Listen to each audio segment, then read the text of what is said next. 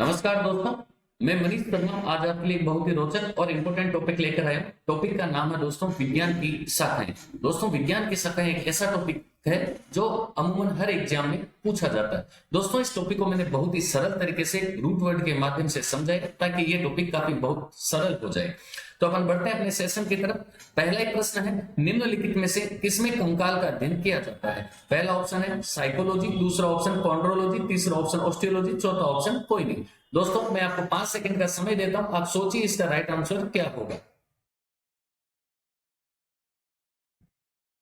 देखिए दोस्तों, जिन्होंने सी ऑप्शन चुना है उनका आंसर राइट है। अब देखो अपने को इसको याद कैसे करना है। पहला ऑप्शन दिया हुआ है साइकोलॉजी। साइकोलॉजी में जो शब्द दिख रहा है आपको साइको, साइको का मतलब होता है मन, मन का अध्ययन साइकोलॉजी कहलाता है। जबकि दूसरा ऑप्शन दिया हुआ है कॉन्ड्रो। कॉन्ड्रो के अंदर अपने को कॉन्ड्र शब्द दिख रहा है, इसका मतलब होता है उपास्थि। दोस्तों अपने शरीर में 2 प्रकार की हड्डियां होती है, एक होती है उपास्थि जो लचीली होती है, जबकि दूसरी होती है अस्थि जो कठोर होती है। उपास्थि के लिए अपन कॉन्ड्री शब्द काम में लेते हैं, जबकि अस्थि के लिए अपन शब्द काम में लेते हैं ओस्टियो। ओस्टियो यानी अस्थि। तो देखो कॉन्ड्रोलॉजी क्या हो जाएगा? उपास्थियों का अध्ययन। अपने से पूछा किसका है? कंकाल का अध्ययन। कंकाल का अध्ययन मतलब हड्डियों का अध्ययन, और हड्डियों को अपन बोलते हैं अस्थि। तो इस प्रश्न में आप देखो कहीं अगर ओस्टियो शब्द दिख रहा है तो वही राइट आंसर होगा। तो तीसरे ऑप्शन के अंदर हमें ओस्टियो शब्द दिखाई दे रहा है, इसका मतलब इसका राइट आंसर यही होगा। दोस्तों आप कहीं भी ओस्टियो शब्द पढ़ो ना तो इसका अर्थ लगाया करो कि यह हड्डियों से संबंधित है। जैसे आपके सामने एक रोग लिख रहा हूं मैं, ओस्टियोपोरोसिस। अब ये इस नाम को पढ़ते हो तो आपको ओस्टियो शब्द दिखाई दे रहा है, इसका मतलब होगा हड्डी या अस्थि। पोर का मतलब होता है दोस्तों छिद्र। अगर हड्डियों में छिद्र हो जाते हैं तो उस बीमारी का नाम है ओस्टियोपोरोसिस। जैसे दूसरी बीमारी ओस्टियोमलेशिया। अब यहाँ भी ओस्टियो शब्द दिख रहा है मतलब हड्डी से संबंधित है। मलेशिया शब्द का उपयोग सामान्यतः अगर कोई संरचना कोमल हो जाती है तो किया जाता है। तो ओस्टियोमलेशिया जिसके अंदर एक ऐसी बीमारी है जिसके अंदर हड्डियां कोमल हो जाती है। अपन बढ़ते हैं अपने अगले प्रश्न की तरफ। दूसरा प्रश्न, जंतु विज्ञान की वह शाखा जिसके अंतर्गत पेशियों का अध्ययन किया जाता है। पहला ऑप्शन कॉन्ड्रोलॉजी, दूसरा ऑप्शन सार्कोलॉजी, तीसरा ऑप्शन 1 व 2 दोनों, चौथा ऑप्शन कोई नहीं। दोस्तों 5 सेकंड का समय है। देखिए दोस्तों हम पढ़ चुके हैं कि कॉन्ड्रोलॉजी का मतलब कॉन्ड्रिन प्रोटीन आ गया जो एक द्रव प्रोटीन और उपास्थियों में पाया जाता है, तो उपास्थियों का अध्ययन कहलाता है कॉन्ड्रोलॉजी। दूसरा ऑप्शन है सार्कोलॉजी। बिल्कुल दोस्तों, सार्को शब्द का इस्तेमाल हम मांसपेशियों के लिए करते हैं, तो ध्यान रखना है सार्कोलॉजी इसका राइट आंसर हो जाएगा। बढ़ते हैं अगले प्रश्न की तरफ।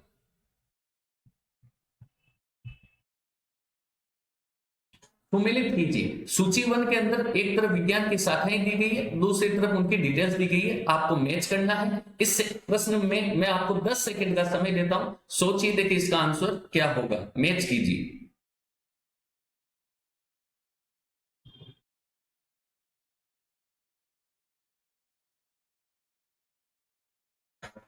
देखिए दोस्तों 4 ऑप्शन दिए हुए हैं। एक तरफ सूची 1 में विज्ञान की शाखाएं, पहली हेमेटोलॉजी, दूसरी न्यूरोलॉजी, तीसरी सार्कोलॉजी, चौथी है ऑस्टियोलॉजी। देखो दोस्तों ओस्टियो आ गया शब्द, ओस्टियो का मतलब अस्थि, तो 4 नंबर को मिला दो आप। अस्थियों का अध्ययन, अस्थियां देखो इधर कंकाल का अध्ययन, पेशियों का अध्ययन, तंत्रिका तंत्र का अध्ययन, रुधिर का अध्ययन। तो यहाँ हम देखते हैं कि कंकाल का जो अध्ययन दिया हुआ है उसमें हड्डियां आती है, तो ऑस्टियोलॉजी हो जाएगा कंकाल का अध्ययन।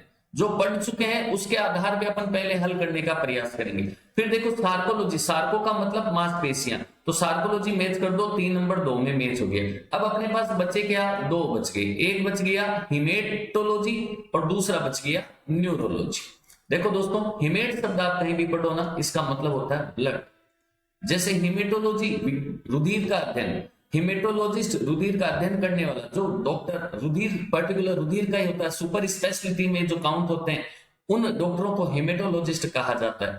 तो देखो हिमेटोलॉजी रुधिर का अध्ययन, 1 नंबर 4 से मैच हो जाएगा। बचा क्या? न्यूरो। न्यूरो का उपयोग दोस्तों अपन ब्रेन के लिए करते हैं, तंत्रिका तंत्र के लिए करते हैं। न्यूरो शब्द का उपयोग ब्रेन और तंत्रिका तंत्र के लिए किया जाता है। जैसे परीक्षा में पूछा जाता है कि ब्रेन की कोशिका का नाम क्या है, तो उत्तर क्या होता है उसका? न्यूरॉन। आंसर क्या होता है? न्यूरॉन। नाम से पकड़ लोगे। तो देखो न्यूरोलॉजी किसका अध्ययन हो जाएगा? मस्तिष्क या तंत्रिका तंत्र का अध्ययन। तो मैच कर दो, एक के अंदर चार, एक के अंदर चार, एक ही ऑप्शन में दिया हुआ है, दो के अंदर तीन, तीन के अंदर दो और चार के अंदर एक, पहला ही ऑप्शन सही हो जाएगा। बढ़ते हैं अगले प्रश्न की तरफ।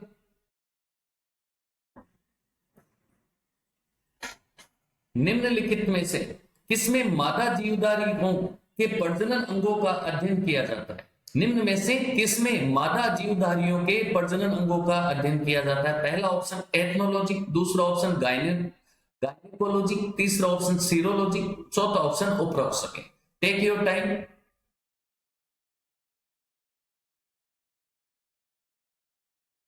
देखिए दोस्तों, मादा जीवधारी के जो प्रजनन अंग है ना, उन प्रजनन अंगों का अध्ययन हम करते हैं गायनेकोलॉजी में। किसमें करते हैं? गायनेकोलॉजी में। अगर आप कहीं भी गायने शब्द पढ़ो ना, इसका मतलब भी होता है कि वो मादा से संबंधित है। जैसे आपसे पूछ ले गायनेकोलॉजिस्ट, गायनेकोलॉजिस्ट किसको कहते हैं? जो महिला विशेषज्ञ डॉक्टर होती है उसको गायनेकोलॉजिस्ट कहा जाता है। बढ़ते हैं अगले प्रश्न की तरफ।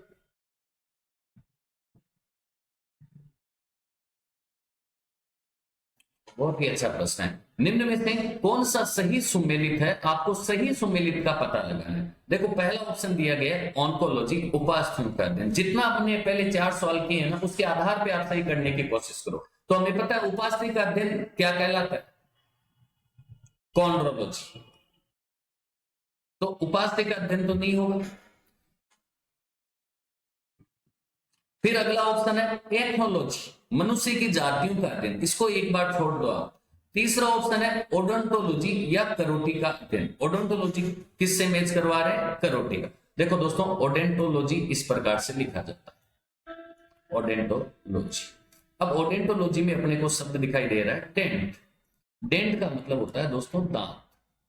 आप कहीं भी दांत डेंट शब्द पढ़ो ना, तो अर्थ निकाला करो दांत। जैसे आपसे पूछ ले दांतों में कौन सा प्रोटीन पाया जाता है, तो दांतों का प्रोटीन डेंटिन, दांतों का डॉक्टर डेंटिस्ट। ठीक है, यहां भी आपको ओडेंटोलॉजी के अंदर डेंट शब्द दिख जाएगा। जबकि करोटी कहा जाता है दोस्तों कपाल को, मस्तिष्क के चारों तरफ जो हड्डियों का सुरक्षात्मक आवरण है उसे करोटी कहते हैं। तो ओडेंटोलॉजी किसका अध्ययन होगा? दांतों का अध्ययन होगा, तो ये भी नहीं होगा। चौथा ऑप्शन है कार्डियोलॉजी, तंत्रिका तंत्र का अध्ययन। पिछले प्रश्न में अपन पढ़ चुके हैं कि तंत्रिका तंत्र का अध्ययन न्यूरोलॉजी के अंदर होता है। इसका मतलब ये भी नहीं होगा।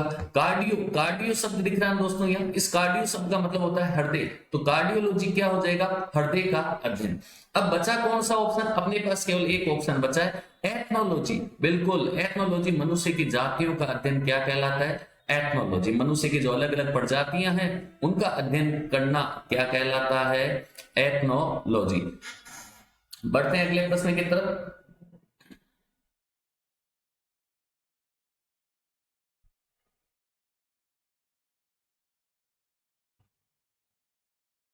बहुत ही अच्छा प्रश्न है।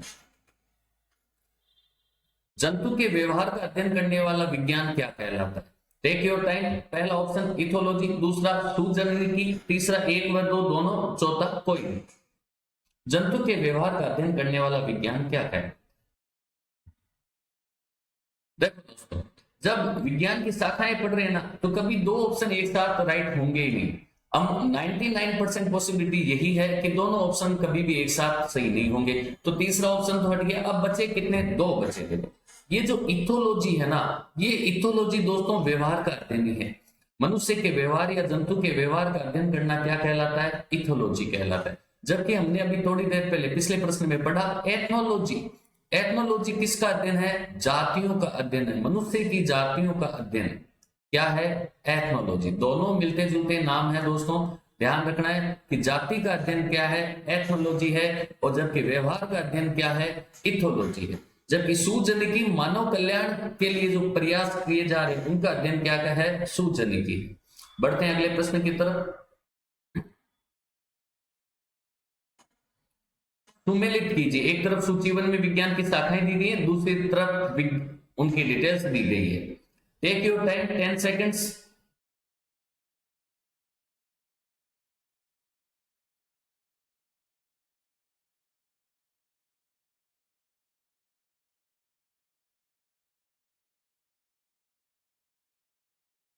देखिए दोस्तों, यहाँ 4 प्रश्न हैं, 4 अलग अलग विज्ञान की शाखाएं और चारों शब्द आपके लिए नए हैं, इसलिए पहले मैं इन चारों को एक्सप्लेन करता हूं, फिर आप मैच करना। एनजीओ शब्द कहीं पढ़ो ना। एनजीओ का मतलब होता है रुधिर वाहिनी, रुधिर वाहिनी, ब्लड वेसल्स, जो धमनी और शिराएं हैं उनको आप रुधिर वाहिनियां कहते हो, और उनके लिए अपने शब्द काम में क्या लेते हैं, एनजीओ शब्द काम में लेते हैं। जैसे आपने सुन रखा होगा कि कोई अमुक व्यक्ति है जिसके हृदय से संबंधित कोई समस्या होती है तो उसकी एंजियोग्राफी करवाई गई। एंजियोग्राफी मतलब रुधिर वाहिनियां, एनजीओ मतलब रुधिर वाहिनी, अगर रुधिर वाहिनी में कोई ब्लॉकेज है उसका पता लगाना एंजियोग्राफी कहलाता है। जबकि एक होता है एंजियोप्लास्टी। एंजियोप्लास्टी क्या है दोस्तों, इसके अंदर रुधिर वाहिनियों के अंदर जो ब्लॉकेज है उसको हटाया जाता है। तो एनजीओ शब्द से ही पकड़ लोगे कि एनजीओ शब्द कहीं आ गया, इसका मतलब क्या होगा, रुधिर वाहिनी। फिर देखो दूसरा शब्द दिया हुआ है केलोलॉजी। केलोलॉजी का मतलब होता है सुंदरता, सौंदर्य। केलो का मतलब सौंदर्य, तो अगर आपको कहीं केलो शब्द दिखे इसका मतलब ये सौंदर्य प्रसाधन से संबंधित है। जबकि यहाँ शब्द आ रहा है डर्मा, डर्मेटोलॉजी में डर्मा शब्द आ रहा है। डर्मा का मतलब होता है दोस्तों त्वचा। जैसे बीमारी का नाम लिख दिया मैंने, डर्मेटाइटिस। अब ये बीमारी किससे संबंधित है, डर्मेटाइटिस बीमारी किससे संबंधित है, तो इसके नाम से पता चल जाएगा अपने को कि डर्मेटाइटिस स्किन से संबंधित बीमारी, त्वचा से संबंधित बीमारी। तो डर्मा का मतलब होता है त्वचा। वैसे ट्रोपो, ट्रोपो शब्द का मतलब होता है पोषण। ट्रोपो का मतलब क्या होता है दोस्तों, पोषण। तो ये 4 रूट वर्ड्स बताए मैंने आपको। पहला वर्ड बताया एनजीओ जिसका मतलब होता है रुधिर वाहिनी, दूसरा शब्द बताया केलो जिसका मतलब होता है सौंदर्य, तीसरा वर्ड है डर्मेटो या डर्मा, डर्मा का मतलब होता है त्वचा, और चौथा शब्द है ट्रोपो, ट्रोपो का मतलब होता है पोषण। अब मैच करना है अपने को। देखो पहला एंजियोलॉजी यानी रुधिर वाहिनी, तो 1 में हो जाएगा 2। दूसरा केलोलॉजी, केलोलॉजी का मतलब सुंदरता की तरफ, तो 2 के अंदर 3। तीसरा डर्मेटोलॉजी 3 के अंदर 4, त्वचा का अध्ययन। चौथा ट्रोपोलॉजी मतलब पोषण के विविध पहलुओं का अध्ययन, ट्रोपोलॉजी कहलाता है। मैच करते हैं तो 1 में 2, 2 के अंदर 3, 3 के अंदर 4 और 4 के अंदर 1। पहला ही ऑप्शन सही हो जाएगा। बढ़ते हैं अगले प्रश्न की तरफ दोस्तों।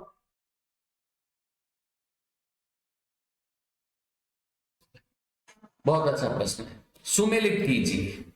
एक तरफ वही विज्ञान की शाखा है, दूसरी तरफ उनकी डिटेल्स है। Take your time, 10 seconds.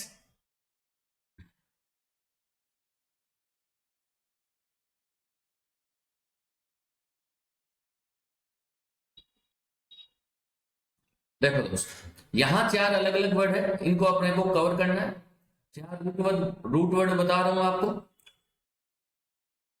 Root word है क्रीन या क्रीनो। क्रीनो का मतलब होता है आयाम। तो देखो मस्तिष्क के विभिन्न आयामों का अध्ययन क्या कहलाएगा, क्रीनोलॉजी कहलाएगा। तो 1 से आप 4 मैच कर दो। फिर देखो दूसरा वर्ड है हिपेट। हिपेट वर्ड बहुत कॉमन वर्ड है, बार बार आपको देखने को मिलता है। जैसे हिपेटोलॉजी आ गया, हिपेटोसाइट आ गया। आपको जब बायोलॉजी पढ़ते हो तो एक बीमारी पढ़ाई जाती है हिपेटाइटिस। एक अन्य बीमारी है जो सामान्यतः शराबियों में होती है, हिपेटोमिगली। देखो यहां आपको हिपेट हिपेट शब्द दिख रहा है चारों के। अब हिपेट का मतलब होता है दोस्तों लीवर। साइट का मतलब होता है कोशिका। लास्ट वीडियो में बता चुका हूं ये बात। तो देखो लीवर की कोशिका हिपेटोसाइट कहलाती है। अगला हिपेटाइटिस। हिपेटाइटिस में आपके लास्ट में दिखेगा इटिस वर्ड, अगर इंग्लिश में आप लिखोगे इटिस वर्ड अगर किसी शब्द के पीछे लगा हुआ इसका मतलब वो रोग है। हिपेटाइटिस एक बीमारी है, किससे संबंधित है, त्वचा से संबंधित है। ऐसे ही हिपेटोमिगली, मिगली का मतलब होता है आकार में वृद्धि। अगर किसी के आकार में वृद्धि हो रही है तो अपन मिगली शब्द का उपयोग करते हैं। जैसे उदाहरण के लिए एक्रोमिगली, शरीर के अग्र भागों का आकार बढ़ना, पीयूष ग्रंथि के हार्मोन, वृद्धि हार्मोन के का श्रावण अगर वयस्क अवस्था में होना शुरू हो जाता है तो एक्रोमिगली रोग हो जाता है। हिपेटोमिगली, हिपेट मतलब लीवर, लीवर का आकार बढ़ना क्या कहलाता है, लीवर में सूजन आना हिपेटोमिगली कहलाता है। तो यहाँ अपन ने शब्द पढ़ा दूसरा हिपेट। हिपेट का मतलब लीवर, और लीवर को हिंदी में अपन बोलते हैं यकृत। तो दूसरे को मैच करते हैं तो 3 नंबर से मैच हो जाएगा। तीसरा ऑल्फैक्टोलॉजी। ऑल्फैक्टोलॉजी सामान्यतः नाक से संबंधित होता है और नाक का काम होता है गंध। तो तीसरे को आप मैच करोगे तो 2 के अंदर मैच हो जाएगा। चौथा है नियोनेट्स। Neonates, neonatology. नियोनेटोलॉजी में आपको वर्ड दिखेगा नियोनेट। नियोनेट का मतलब होता है दोस्तों नवजात। जैसे नवजात ऑक्सीजन के लिए भी ये नियोनेट शब्द अपन काम में लेंगे। तो नियोनेट मतलब नवजात। मैच कर दिया अपन ने, हमने मैच किया, पहले के अंदर 4, पहले के अंदर 4 एक ही ऑप्शन में, दूसरे के अंदर 3, तीसरे के अंदर 2 और चौथे के अंदर 1। तो पहला दूसरा ऑप्शन सही हो जाएगा दोस्तों। बढ़ते हैं अगले प्रश्न की तरफ।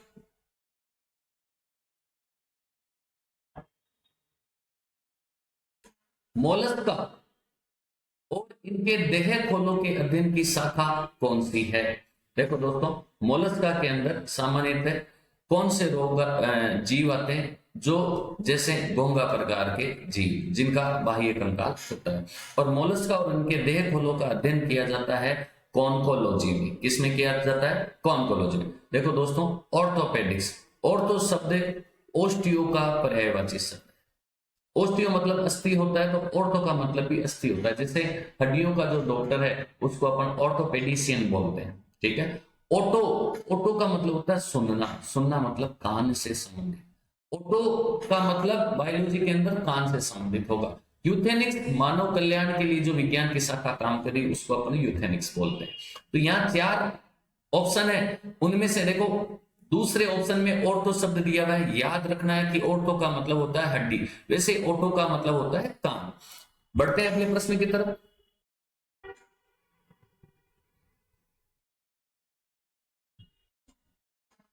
अगला है, मछलियों का अध्ययन किस विज्ञान में किया जाता है? पहला ऑप्शन है ऑर्निथोलॉजी, दूसरा है इक्थियोलॉजी, तीसरा है कॉन्कोलॉजी, चौथा है ऑन्कोलॉजी। 4 ऑप्शन दिए हुए, टेक योर टाइम।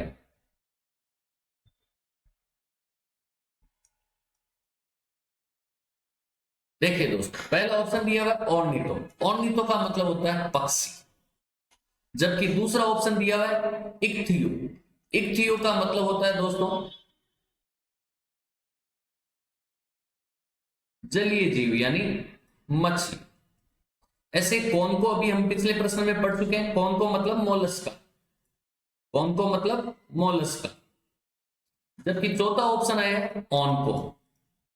ऑनको का मतलब होता है दोस्तों कैंसर।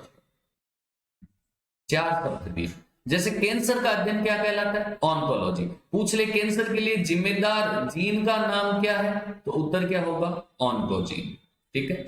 ऐसे ही देखो, पक्षियों के लिए अपन शब्द काम में लेंगे ऑर्निथो, और मछली के लिए अपन शब्द काम में लेंगे इक्थियो। देखो दोस्तों, एक प्रश्न आता है कि मछली पालन क्या कहलाता है, वो अलग बात है। मछलियों का अध्ययन किस शाखा में किया जाता है, तो मछलियों का अध्ययन इक्थियोलॉजी में किया जाता है। मछली पालन दोस्तों पिसीकल्चर कहलाता है। मछली पालन क्या कहलाता है दोस्तों? पिसीकल्चर कहलाता है। मैं तो इसको लिखता ही ऐसे हूं, फिसिकल्चर। ये जो पी है उसको याद ही फिसी रखता हूं, तो ऑटोमेटिकली ये मुझे आसानी से याद रह जाता है।